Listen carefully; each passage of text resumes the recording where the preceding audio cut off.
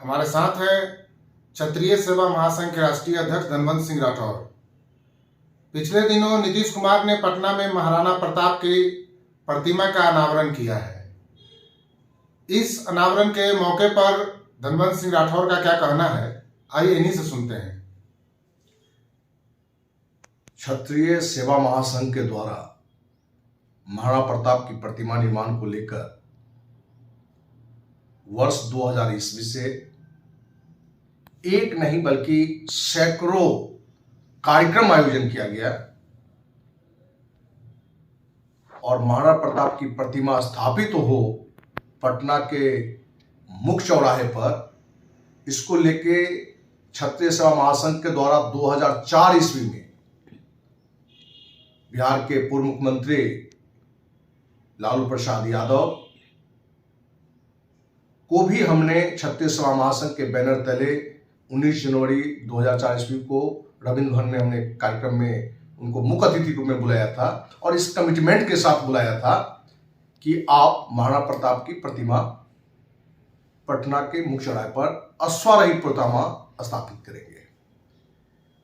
और उन्होंने उस कार्यक्रम में पटना के मुख्य चौराहे पर अश्वारोही प्रतिमा की घोषणा उन्होंने की थी, लेकिन उनकी सरकार 6 महीने बाद न बनके नीतीश जी की सरकार बनी और 2004 ईस्वी में ही मई महीना में मुख्यमंत्री नीतीश कुमार ने विद्यापति भवन में यह घोषणा किया था कि हमारी सरकार बनती है तो महामानव महाराणा प्रताप की प्रतिमा राजधानी के मुख्य चौराहे पर अश्वारोही प्रतिमा स्थापित करेंगे।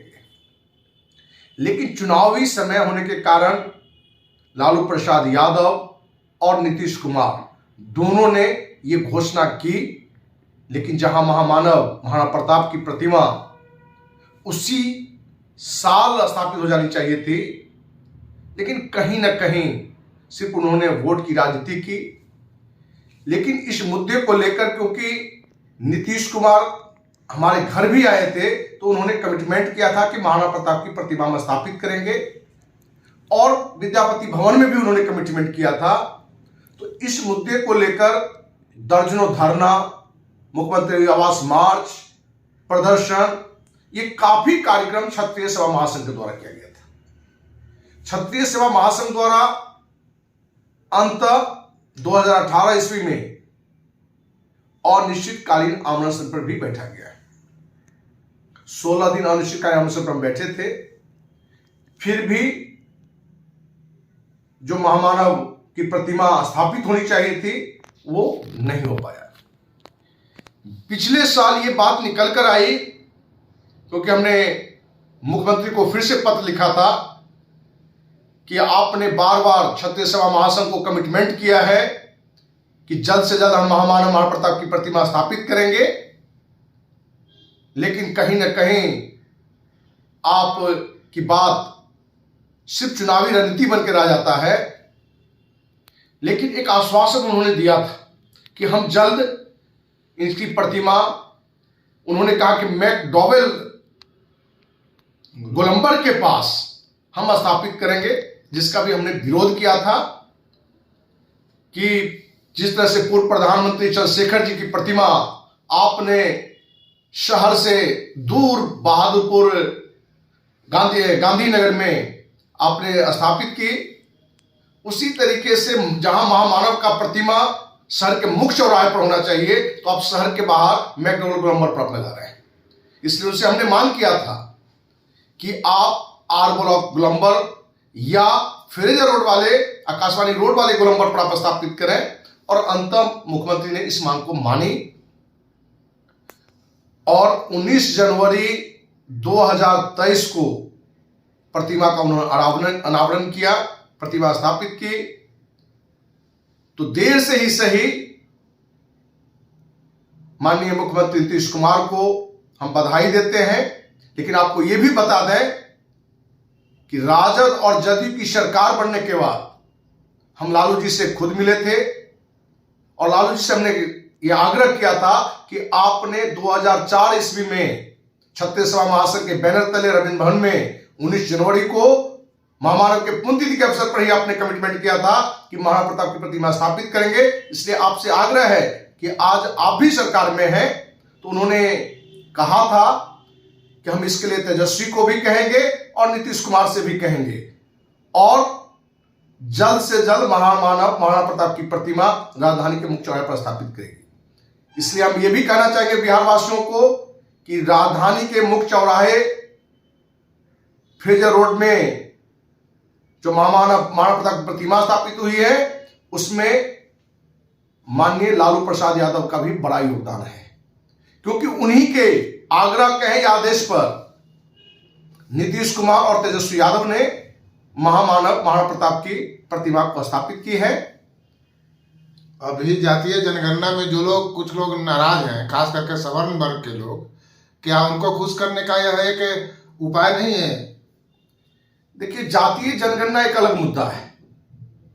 अपने देश में, अपने राज्य में ये हर किसी के जानकारी में है कि कोई भी कार्य किया जाता है उसमें चुनावी वोट तो होता ही है, चुनावी रणनीति तो होता ही है। लेकिन 36वां महासंघ को देर से ही सही, क्योंकि 2004 में जहां लालू यादव और नीतीश कुमार ने, जहां लालू यादव ने रविंद्र भवन में 36वां महासंघ के बैनर तले, वहीं मई 2004 में नीतीश कुमार ने घोषणा की थी, वो 2004 का 2023 में कहने का कि क्षत्रिय सेवा महासंघ का एक बड़ा संघर्ष हुआ है और उसी संघर्ष का परिणाम है कि आज महामानव का 19 साल बाद, ये दोनों बड़े नेता के कमिटमेंट के बावजूद भी 19 साल बाद महामानव का प्रतिमा स्थापित हुआ है। तो एक इतने बड़े महामानव का, उनका प्रतिमा लगाने के लिए किसी एक वर्ग को 19 साल संघर्ष करना पड़ता है, तो उस वर्ग का कोई जनहित का काम कैसे करेगा? सरकार कैसे करेगी? देखिए, जनहित का काम महामानव की प्रतिमा हो इसलिए उनको बधाई दे, वो अलग बात है। लेकिन सच्चाई है कि वो नीतीश कुमार हो या लालू यादव जी हो, ये कोई भी कार्य करते हैं तो अपने वोट को देखकर करते हैं, वोट की खातिर करते हैं। जनहित की बात भी जो है, उस जनहित के मुद्दे में वो आरक्षण हो, क्योंकि 2004 में हमारे ही आग्रह पर लालू यादव जी ने भी सवर्णों के लिए 10% आरक्षण की घोषणा किया था। 10% आरक्षण की घोषणा हमारे आग्रह पर पहली बार लालू प्रसाद यादव जी ने 19 जनवरी 2004 को महाराणा प्रताप की पुण्यतिथि अवसर पर की थी। यह अलग बात है कि उसमें उनका भी वोट का एक रणनीति होगा और आज की राजनीति वोट के लिए होता है, ये किसी से छुपा हुआ नहीं है। इनको एक महाराणा प्रताप की प्रतिमा पूरे बिहार में एक स्थान पर लगाने के लिए सवर्ण समाज क्या, राजपूत समाज इनको वोट देने जा रही है। देखिए, वोट का अलग अलग मुद्दा होता है। अब जातीय जनगणना अब तो हो भी रहा है। यदि राज्य सरकार को लगता है कि जातीय गणना करने से यदि हमारा वोट बढ़ेगा या समाज को फायदा मिलेगा, तो हम तो कहना चाहेंगे कि जातीय गणना करने से पहले आप ये देखें कि बिहार के कितनी बड़ी जनसंख्या बिहार से बाहर जाके अपना रोजी रोटी में लगा हुआ है। आपको जानकारी दें कि जहां लगभग 13 करोड़ अपने बिहार की जनता है, उसमें से लगभग 3 करोड़ जनता बिहार से बाहर है। उनकी आप कहां गणना करेंगे? वो कहां है? जहां राज्य सरकार को जातीय जनगणना पर फोकस नहीं करके बिहार में रोजगार की बात करनी चाहिए थी, शिक्षा का स्तर बढ़ाना चाहिए था, नौकरी का रास्ता खोलना चाहिए था। लेकिन एक जातीय गणना उनका कहीं न कहीं एक वोट की राजनीति है। और देखिए, उसका आगे भविष्य में क्या फायदा होता है ये तो भविष्य ही बताएगा, लेकिन ले दे के राजनीति ही है। लेकिन आज हम विशेष रूप से महामानव महाराणा प्रताप की प्रतिमा 36वां महासंघ द्वारा एक लंबा संघर्ष के बाद, लंबी लड़ाई लड़ने के बाद यह स्थापित हुई है। इसलिए पूरे बिहार वासी ने, पूरे देशवासियों को यह हम कहना चाहेंगे कि आप किसी भी मुद्दे पर अनवरत जब तक आप लड़ाई नहीं लड़ेंगे तब तक आपकी मांग को नहीं मानी जाएगी। वही महाराणा प्रताप की भी प्रतिमा इसी संघर्ष का परिणाम है। बिहार का यह दुर्भाग्य है कि 32 साल से राज करने वाली दो पार्टियां, जो 32 साल से राज कर रही है, वही दोनों पार्टियां आज भी सरकार में है और सरकार को आज भी अब पता नहीं कि किस जात की कितनी जनसंख्या है, किस जात में कितनी बेरोजगारी है। तो बिहार के लिए बड़े दुर्भाग्य की बात है। और इतने बड़े महामानव की एक प्रतिमा लगाने के लिए किसी को 19 साल संघर्ष करना पड़े, तो यह भी अपने आप में एक शर्म की बात है इस सरकार के लिए, इस राज्य के लिए। बिल्कुल आपने सही कहा।